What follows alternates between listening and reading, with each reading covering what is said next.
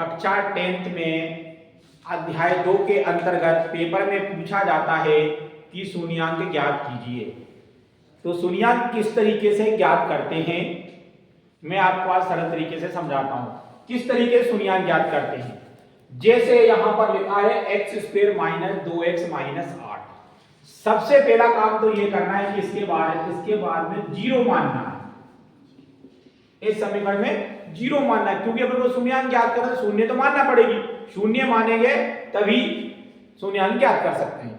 तो इसके नियम क्या है कि ऐसे दो अंक ढूंढिए जिनका आपस में गुणा करें तो लास्ट वाली संख्या आ जाए, और अगर उन्हीं अंकों को आपस में जोड़े या घटाएं तो कितना आना चाहिए, 2, यानी बीच वाली संख्या आनी चाहिए। कहने का तात्पर्य यह है कि गुणा करने पर लास्ट वाली संख्या और उन्हीं अंकों को आपस में जोड़ने या घटाने पर बीच वाली संख्या आनी चाहिए, मध्यमान आना चाहिए। तो यहां पर लास्ट वाली संख्या है 8 और बीच वाली संख्या है 2।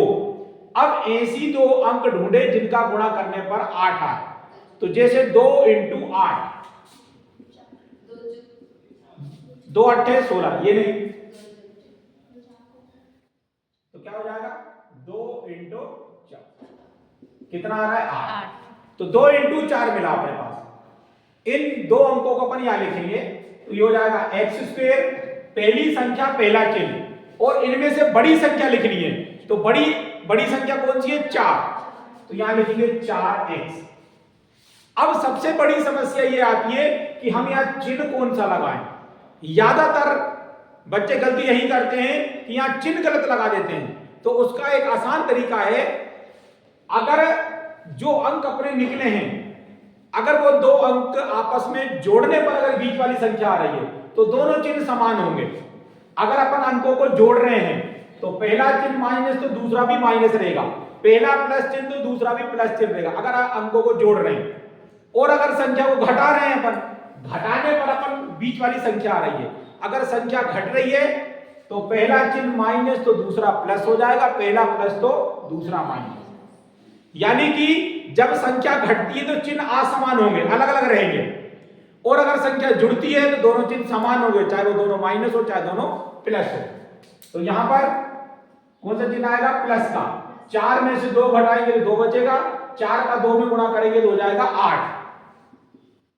इस प्रकार से अपन ने मध्यमान को 2 भागों में बांट दिया। अब आगे की प्रक्रिया क्या करना है, संख्या को कॉमन लेना है। कॉमन का मतलब क्या होता है, जो डबल संख्या होती है उसको एक करके लिख देते हैं अपन। यहां से कॉमन क्या आ रहा है, x - 4। यहां से कॉमन क्या आ रहा है, 2, क्योंकि 2 का भाग 8 में चला जाएगा, x - 4। तो जो डबल संख्या थी वो एक करके अपन ने कॉमन ले ली। अब यहां पर दोनों कोष्टक सेम है तो दोनों कोष्टक भी कॉमन आ जाएगा। यहां x - 4 और इधर भी x - 4, दोनों कोष्टक डबल है। तो जब डबल है तो वो कॉमन होके एक कोष्टक हो जाएगा। तो x - 4 कॉमन होके एक कोष्टक हो गया। अब दूसरे कोष्टक में क्या बचेगा, जो संख्या शेष बच गई है, शेष संख्या क्या बची, x + 2। अब ये 0 अलग अलग कर दो, x - 4 = 0, x + 2 = 0। 0 को 2 भागों में अलग अलग बांट दिया, x - 4 = 0, x + 2 = 0। अब यहां से अपन x का मान निकालते हैं। x = +4, x = -2।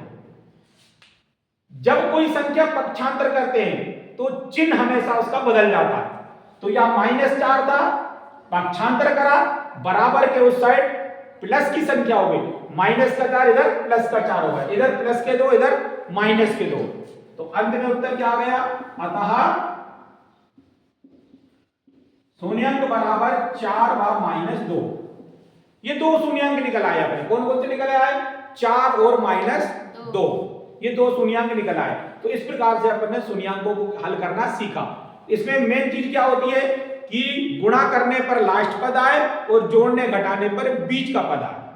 जब संख्या जुड़ती है तो दोनों चिन्ह समान रहेंगे, और अगर संख्या घटती है तो दोनों चिन्ह असमान रहेंगे। तो आपको आज शून्यांक समझ में आया? Yes sir.